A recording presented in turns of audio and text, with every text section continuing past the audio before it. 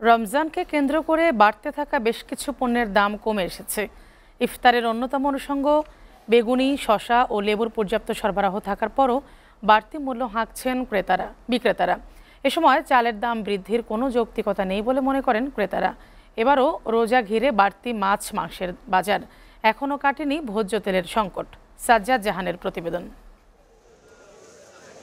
রমজান এলেই নিত্যপণ্যের দাম বৃদ্ধি যেন নিত্যনৈমিত্তিক ঘটনা। এবারও ব্যতিক্রম হয়নি। কয়েকদিনের ব্যবধানে ঊর্ধ্বমুখী বেশ কিছু পণ্যের দাম নিয়ন্ত্রণে এসেছে। তবে লেবুর দাম এখনও বাড়তি আছে। হালি বিক্রি হচ্ছে ৮০ থেকে ১০০ টাকায়। এছাড়া সব ধরনের সবজির দাম সহনীয় পর্যায়ে রয়েছে।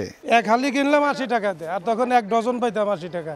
বাজারে বোতলজাত সয়াবিন তেলের সরবরাহ এখনো স্বাভাবিক হয়নি। ভোক্তাদের এখনো ঘুরতে হচ্ছে দোকানে দোকানে। তেল পাওয়া যায় না, আবার যা রেট থাকে তার চেয়ে বেশি। যেমন ১৮০ টাকার ১ লিটার তেল, এটা ১০ টাকা বাড়ায় দিতে হবে। কেন বাড়তি দেওয়া লাগবে না রেট? কারণ আমরা এইভাবে আনছি।